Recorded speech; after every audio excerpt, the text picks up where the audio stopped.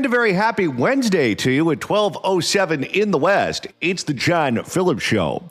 Mr. Randy Wang's in New Mexico. John, Gavin Newsom has been going on all kinds of podcasts, and his newest attention-grabbing scheme is to go after Joe Rogan for not inviting him on his podcast. And here's a little what Gavin sounds like when he's all mad about it. Rogan doesn't like. Who the hell has ever called Rogan a chick and said, why the hell do you? And people won't touch these guys. But we're punching. I'm punching Trump every day. You hit us, you hit my state, you. I'm going back. We're imperfect. We got homelessness. We got problems. Give me a break. So does every goddamn state. You never talk about those states. Well, that sounds very presidential. Cursing up a storm, trying to draw heat with a podcaster. You hit us, you hit my state, you. I'm going back. And I guess that's meant to appeal to liberal Democrats who want people who are fighters. I'm not sure who it appeals to. Oh, Gavin also dropped that season 2 of his podcast with Marshawn Lynch is premiering soon. Oh, I can't wait to hear that. How long do you give it before he gets in trouble for that one?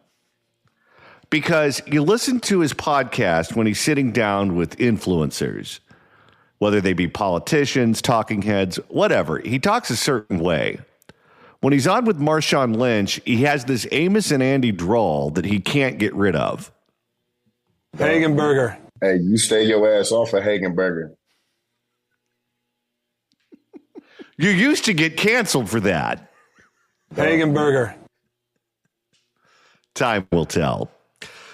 And speaking of politicians who are trying to brand themselves as fighters, we have finally heard from former Orange County Congresswoman Katie Porter since, Get out of my shop. Well, since she had her bullet train wreck interview. It was just a little over a week ago where we discovered on this show, in the middle of a 30-minute segment on CBS Sacramento, interviews with all the candidates, that Katie Porter got all mad. Well, to those voters. Okay, so you... I don't want to keep doing this. I'm going to call it. Okay. Thank you. You're not going to do the interview with us? Nope, not like this. I'm not. Not with 7 follow-ups to every single question you ask. And then a day later, Politico got this video. Get out of my shot.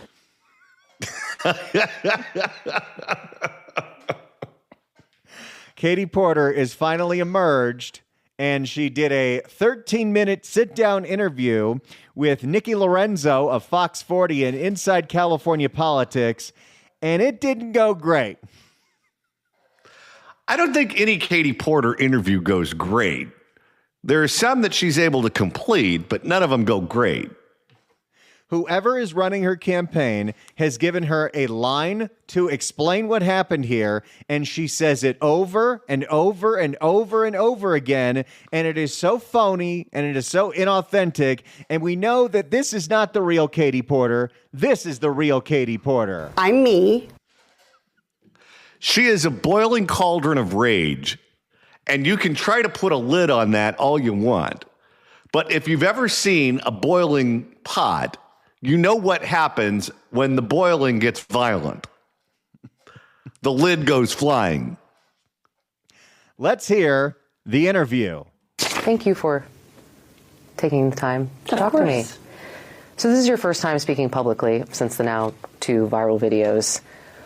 What do you want people to know about you? And do you have the temperament to be the next governor of California?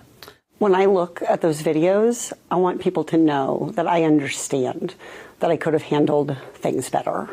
What? What's with the heavy breathing, too? This sounds like an obscene phone call. She is trying to hold back her urge to scream at Nikki Lorenzo because she does not feel apologetic for what happened here. She has not learned her lesson here, but she is putting on the phoniest act, and she's terrible at it. I think I'm known as someone who's able to handle tough questions, who's willing to answer questions. You literally wouldn't answer questions. No, and then you talk to her like a mob boss. I don't want to have an unhappy experience with you, and I don't want this all on camera. I don't want this all on camera. Well, what do you think happens when you sit down with a TV reporter? You think they have one of those court sketch artists in there? And I want people to know that I really value the incredible work that my staff can do. I think people who know me know I can be tough, but I need to do a better job expressing appreciation for the amazing work that my team does. So you touched on it there. Do you regret what happened? Well, it definitely could have handled things better. That's the canned line. I could have handled it better. I want to make sure that people understand why I'm in this race and what I'm fighting for. I think when I'm traveling the state, what I'm hearing from people is that they understand we're in a very extraordinary moment, that what is happening with Donald Trump attacking our economy and our society, our longstanding challenges with affordability, people know that we're going to need someone who's going to be strong, who's going to be tough, who's going to be a fighter, and who's going to push. You need someone who's going to scream at their staffers. That's right. Because if the Democrats want someone to stand toe-to-toe with Donald Trump, it should be a nasty woman. I think if people are looking for someone who's going to sit in Sacramento quietly and kind of rubber stamp things, that's not me. But I absolutely could have handled things better. That's the third time she said it. How much do you think she paid a consultant to come up with that line? Hundreds of thousands of dollars. Specifically on the staffer video. What crisis management firm is putting their kids through college this week? I don't know, but she should have gone with whoever handled the Exxon Valdez. Specifically on the staffer video, did you apologize to that person? I did.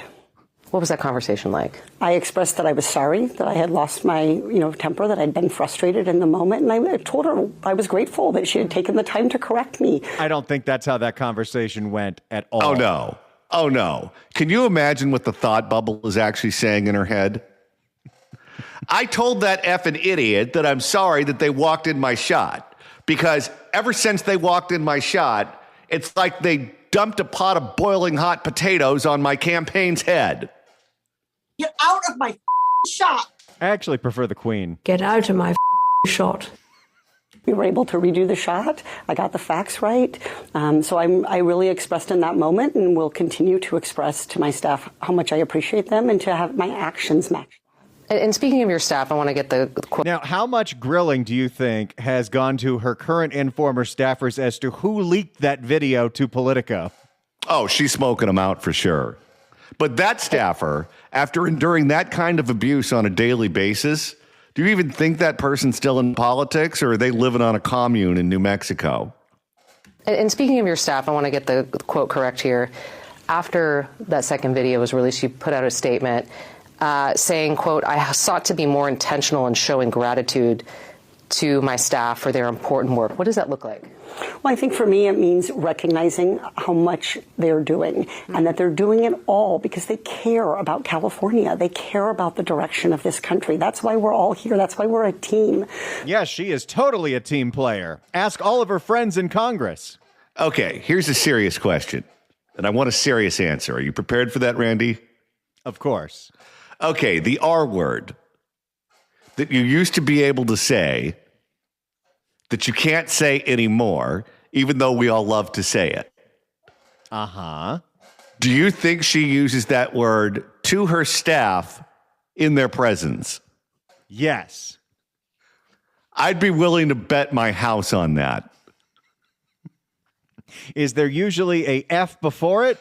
Yes. And sometimes an ED on the end of it. People think about the viral videos that I've had, taking on CEOs, holding them to account, getting free COVID testing.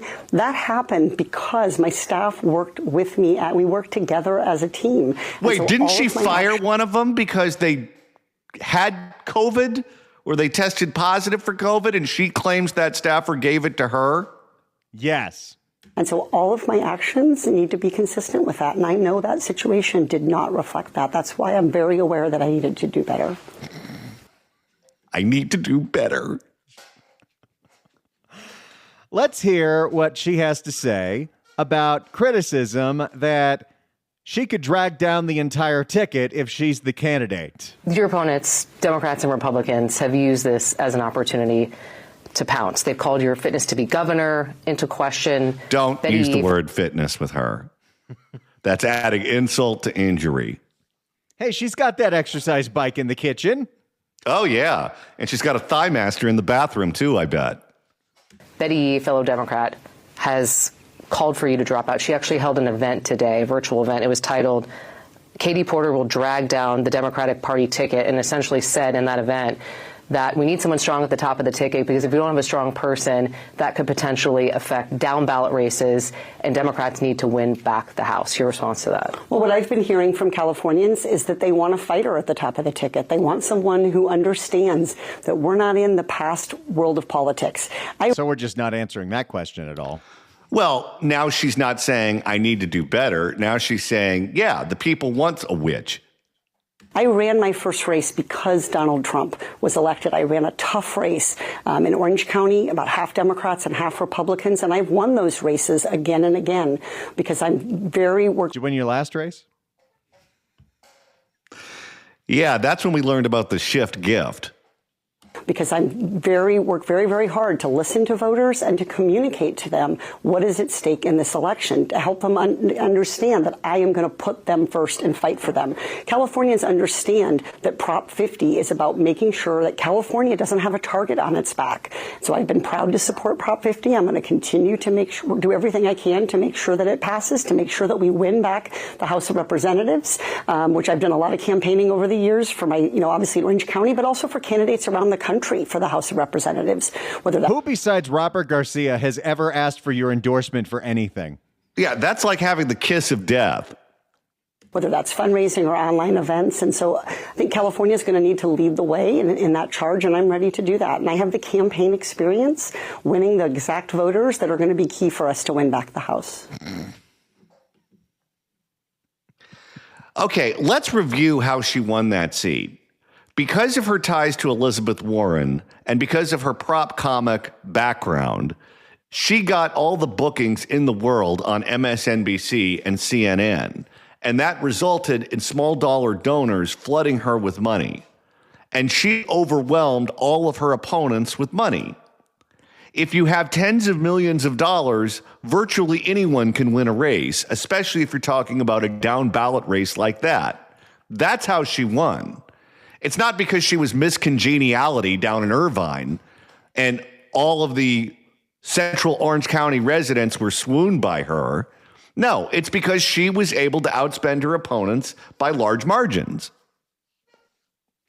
Let's move to a part in this interview where Katie Porter is asked if anyone of her former Congress friends have reached out to her in the last week. So Dan also mentioned Elizabeth Warren in that she's a mentor of yours. Have you heard from her? I have not. Well, it was just Indigenous People Day, so maybe she was celebrating. Have you heard from any other Democrats? Have they reached out to you? Yes, of course. Who has reached out to you? Well, I couldn't tell you off the top of my head because I've gotten lots. Because nobody has. Okay, this is like the Sarah Palin answer. What do you read? Oh, I read everything. Name me one or two. I can't do that. Who has reached out to you? Well, I couldn't tell you off the top of my head because I've gotten lots. That is such a tell right there. The giggling, she can't even figure out how to respond to this because nobody that she has worked with in Congress, nobody in the California Democrat Party has reached out to her to say, hey, how you doing, Kates? No, she can only use nebulous terms like a bunch of them, because if she says Nancy Pelosi reached out to me, the next thing that reporter is going to do is going to go call Nancy Pelosi and ask her if that's true. And the answer, of course, is no. How many times in the last week do you think Nancy Pelosi has asked one of her staffers to show her how a computer works so she can watch this video on repeat? Get out of my shop. Hey, Brett, come over here and work the box with the buttons and show me Katie imploding one more time. Who has reached out to you? Well, I couldn't tell you off the top of my head because I've gotten lots of text messages in the last, as you might expect. What did they say? Words of support? You know what this is like? When there's a new kid that comes to the school, and the new kid, well, they're not popular. They're not particularly athletic. They don't dress the right way. They don't have the right accent. They don't fit in. And in order to try to make themselves look popular, they say, you know, back at my old school, I had like 5 girlfriends. Oh, yeah? Oh, yeah. I had like 5. I had to beat them off with a stick. You should have seen how they followed me around that campus. Oh, yeah? Well, what are their names? Well, there are just so many. I can't really go through the list. I mean, come on. I got a black book that's just bursting at the seams. No, just give me a couple of names. That's all we're asking for here. Well, let's see. There's Betty Crocker. There's Aunt Jemima. There is, there's Jan. There's Cindy. There's Marcia. Leah Thomas. Caitlyn Jenner. And that's it. Words of support? Can you give me anything specific? Yeah, well, I mean, as you've seen publicly, many of the groups that support me, groups like the Teamsters, have said that they're proud to stand with me because... So that's not an example of anyone that's texted her. Yeah, and the only reason they like you is because you talk like a truck driver. That they're proud to stand with me because they know I'm going to fight for California, that they know I'm going to be tough, that they think what's needed is a level Can you of imagine her character. at a Teamster rally? Seriously. Just visualize that in your head for a moment, because they do have to show up to these things. They do have to show up to these rallies. They have to show up to these board meetings so that you could pitch yourself and they will consider endorsing your campaign. Can you imagine what that must have looked like? When you have a bunch of guys sitting there in hard hats, and then you have Katie Porter with the personality of a motorcycle gang's aging biker chick who's hungover and having hot flashes. A level of strength of character in this moment. So I think there's been a lot of those comments. I think everybody understands, and I've certainly acknowledged to everyone who's reached out to me, as I am now, that I could have done better. But I'm in. There it is again. I could have done better. I could have done better. I could have done better. She sounds like she's sitting at a Weight Watchers meeting after they caught her at the Baskin and Robbins. All right, Johnny, we're just getting started. There is much, much, much more of this interview between Katie Porter and Nikki Lorenzo, and they even get into... I call it the shift gift. If you'd like to email the show, you can do so at johnnydon'tlikeshow@gmail.com. That's johnnydon'tlikeshow@gmail.com. And Randy, if you want to go back and listen to yesterday's show because you missed that, or maybe Monday's show, that's easy to do. All you got to do is search for The John Phillips Show wherever you get your podcasts, whether it's the Apple Podcasts app, iHeart, Spotify. Search for The John Phillips Show. Hit subscribe. You could download all the episodes. You could do a Google on the YouTube. Get the free KABC app. Get the free KSFO app. Get the KMJ Now app, because we do a show there Saturdays at 2. So many different ways to listen live to this radio station and download all the podcasts. And if you're all caught up, then... Oh, shucks. It is our pleasure to welcome our next guest to the program. He is the author of the best-selling book, Taxifornia, available online at Amazon.com. He is the editor of the California Political Review and a former official in the Reagan administration. You can get him online at capoliticalreview.com, and you can follow him on X at James V. Lacey1. Jim Lacey, welcome. John, I want to thank you for the invitation today, but I just want to establish that I don't want to have an unhappy experience with you today, and I'm gonna limit you to one follow-up question after you ask me a question. Have you ever seen a candidate behave like that before? Well, we have our side has had a few winners, like George Santos. But the thing is that Katie Porter is just so FOS. She won in 2018 in what was a Republican district that includes the city of Irvine and the University of California in Irvine, at which she was a professor, and was able to mobilize a lot of transient student voters to come out and vote for her. And she had a few things going for her. It was the first Trump administration midterm, and Mimi Walters, who voted well, was frankly not a real strong personality as the incumbent Republican. It wasn't like she was, running against some, werewolf type, Republican personality, like Daryl Issa, and she was able to pull off a victory, and then she was able to get elected 2 more times.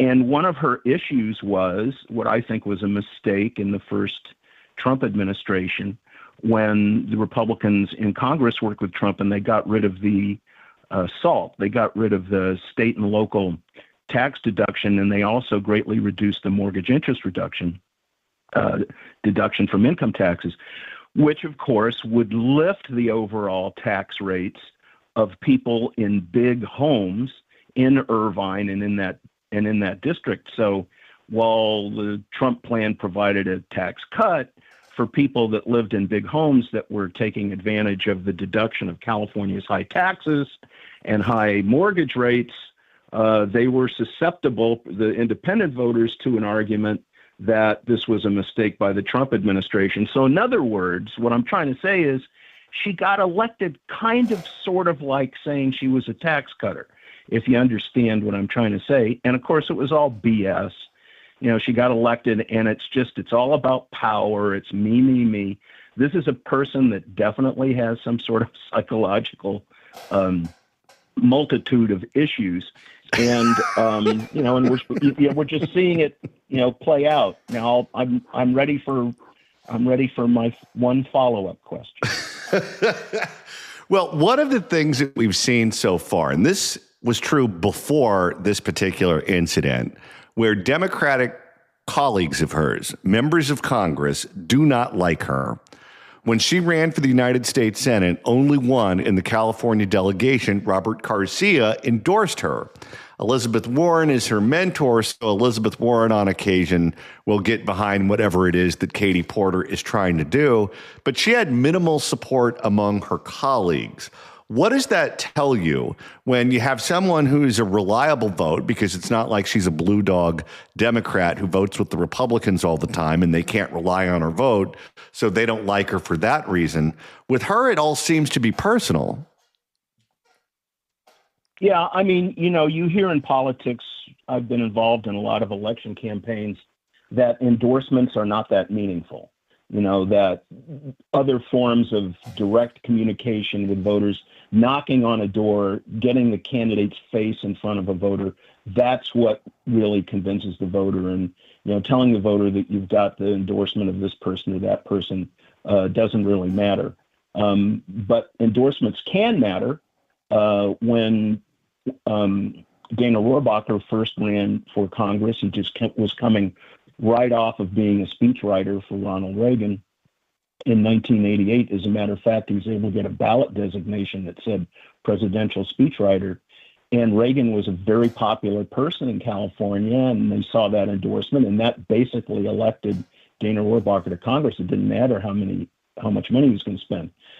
But there's a flip side to that, John, and the flip side is that when you don't have any endorsements, when you have few endorsements, that also says something about the candidate as well. And I think that speaks to what you're saying about Garcia being her only congressional supporter. She had, over 40 other members of Congress in California that could have helped her. They didn't. So, they can see what her personality really is. You worked for Ronald Reagan, who famously wouldn't even take his jacket off if there was a woman in the room. A very gracious man, certainly was that way in Washington and back home in California when he was governor in Sacramento. Katie Porter is known for not being very nice to her staff. In addition to the video of the interview that came out last week, there was a video that was released by her staffers, and Randy, maybe we even have some of that sound available, where she was being pretty nasty to the people who put their blood, sweat, and tears in at the plant every day on behalf of Katie Porter. Let's listen to that exchange. Get out of my shop. In your experience working in politics, when you have a member of Congress or an elected official who is that nasty to their staff, what does that tell you about that person? Well, they're not reflecting a moral center, are they? you know, people who are religious who go to church or watch Joel Osteen on television on the weekends or go to their synagogue on the weekends are preached to about trying to reflect some sort of morality in the people that you deal with on a daily basis. And this doesn't require a great deal. It doesn't require a great deal of piety to not use the F word in talking to a staff member or a subordinate person. And just because the person is a subordinate or working for you doesn't give you leeway to treat them so harshly and so dismissively, particularly when you're a public servant. I mean, she should thank God that people will work with her, you know, particularly given what we know about her. Now, it's totally wrong. It's disqualifying. I think she's just going to suck up a little bit of air in the gubernatorial race, and probably will quickly make her way off the stage. I can't see it being sustained, you know, particularly with the possibility of other, you know, you see Villaraigosa on Fox News this week. He's thinking about voters. You know, he's not writing off those Republican voters in California that could have an impact, where you see that Rick Caruso has not ruled it out, you know, because of the fact that there's somebody else that may be coming into the LA mayor's race. You know, I just don't, you know, with so many candidates, I just don't see her holding on. I really don't. Do you think Alex Padilla, the U.S. Senator from California, is going to jump in the race? It depends upon whether he can get through the ICE detainers. You know, this is, I don't know. I don't want to shift gears too much here, but part of what Porter has been pushing is Prop 50, right? And we've got an election that's pending on Prop 50 where you've got Padilla and you've got all these members of Congress who are saying that this is, you know, we have to defend democracy. We have to vote for Prop 50, and maybe using that as a way to set themselves up to run for governor. But, you know, KCAL did a story this week, which was almost sympathetic to the no on 50. And I don't know if you saw that, but you've got people in Norco, right? You've got listeners, John, in the Inland Empire whose congressional districts are being totally and completely eviscerated by Alex Padilla and the thinking of Katie Porter. Norco is a city, Horseland, they call it Horseland City, where 72% of the people voted for Trump. 72%. And their congressperson, if Prop 50 passes, is going to be Norma Torres, who was born in Guatemala, right?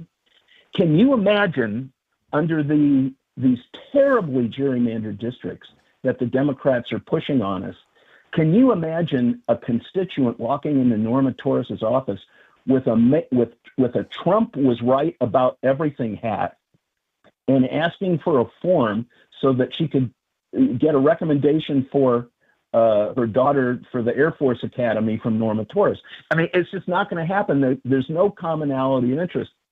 These people, these Democrats, have had too much power. They've had their supermajorities in the state legislature. They've controlled all of the constitutional offices, and they can't stand that there are Republicans who are in Washington, D.C., so they're coming back. And this is where you get a Katie Porter. This is where you get a candidate that can't stand the fact that she's being asked, quote, 7 follow-up questions, because they're not used to it. What do you think is going to happen to Prop 50? Because every poll I have seen shows it hovering around 50%. The most recent poll had it over 50% by a hair, I think at 52%. If you're on the yes side, you don't want to be there. You want to be over 60%, which means it's all going to come down to turnout. What do you think is going to happen with Prop 50? I think Prop 50 probably passes. But you're absolutely right. I did my own polling on this as well. The yes vote for Prop 50 is soft. it can be susceptible to an argument if they put it in the advertising, which they're starting to put in, that this is about corruption and this is about a bunch of Democrats that went up in a non-transparent process up in Sacramento. They sat in a closed, smoky room and they just divided up the state. They divided up a state where you're getting up cities like Lodi in Central California that's divided up into, it's a city of 68,000 people. It's divided up into 3 different congressional seats. There's no reason for that other than corruption. So if corruption can be made the theme, and if turnout, which looks like it's going to be low, can be turned in favor of Republicans and conservatives and independents who want to restore the independent commission, then it does depend upon turnout. So we got to get everybody who's listening and everybody who's out there to return their ballot and to vote no on 50. I think, however, the likelihood is that the money's going to be there and that it might end up being a close race. But sadly, I think it's going to pass. And then we're going to have to figure out in California how we're going to live with 4 or 5 Republican congressional representatives out of 52. That's, like 10% of the state when 40% of the state votes Republican and statewide. It's absolutely atrocious and shouldn't be allowed to happen, but it is. Arnold Schwarzenegger opposes Prop 50. He is voting no, and he's urging everyone in California to vote no on it as well. He said that he was going to campaign up and down the state against it. He does pop up from time to time coming out against Prop 50. He did so on CNN and on other forums. But he's not campaigning like he did when he ran for governor in the recall election or when he ran for re-election in 2006. At this point, do you think Arnold Schwarzenegger still has cachet in California? And if so, who's his audience right now? He does have cachet, and I've actually done some polling on this myself. He does have cachet, but it's not enough cachet to overturn the Newsom versus Trump projection. So what the Democrats want to do is make it about Newsom versus Trump. If they make it about Newsom versus Trump, they're going to win because Trump's favorables are about 30-35%. They don't really get much higher than that. Newsom, even though he's can be greatly criticized, is closer to 50%. So in thinking about how you defeat Prop 50, you think, well, can you bring in someone to counter and not make it Newsom versus Trump, make it Newsom versus Schwarzenegger? If you make it Newsom versus Schwarzenegger, it improves the no side, but it doesn't lift it over the top, according to the polling that I've not only seen, but I've done. It brings it within about 4 to 5%. And what is really needed is, in addition to that, is an injection of very, very heavy advertising that demonstrates the corruption of the process, that demonstrates that it was not transparent, that demonstrates, people like the idea of the independent, nonpartisan commission. There were 2 votes in favor of it in 2008, 2010. The independent, nonpartisan commission was criticized by Republicans back in the day. But the bottom line is that it was far fairer and far more communities of interest developed than this monstrosity that the Democrats have done in La Malfa's district, and that's way up CD1, way up in Northern California. He's got Modoc County now, which is 72% Trump, Siskiyou County, 58% Trump, Shasta County, 67% Trump. They take that out in Prop 50, and they replace it with Sonoma County, 25.2% Trump, and Mendocino County, 34.5% Trump. He has no expectation of getting reelected. And this is an area in the far north of California, which is Trump country. I mean, if you were on Highway 5 and you were driving north of Red Bluff in the last election, all you saw was Trump stickers and Trump signs and Trump flags. So this is the antithesis of democracy, and it needs to be defeated. But, I think that we've really got to work. But it is going to come down to turnout, and people do need to return their ballots. Jim Lacey, author of the book Taxifornia, available online at Amazon.com. You can get him online at capoliticalreview.com and follow him on X at James V. Lacey1. Jim Lacey, thanks so much for stopping by. Thank you, John. Take care. 800-222-5222 is the telephone number. 1-800-222-5222. The Fix California Hour is coming up after the news at 1. Riverside County Sheriff and candidate for governor Chad Bianco will join us. And Randy, we have a lot more Katie Porter sound to go through.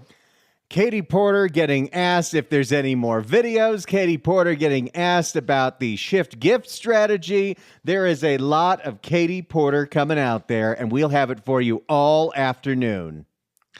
And Katie Porter is not the only candidate, the only Democratic candidate running for governor. There are a bunch of others, including Betty Yee, who you don't hear much from because she doesn't poll that well. But she just went on with Piers Morgan, and oh boy, was that a train wreck. This state is in good hands. Yep.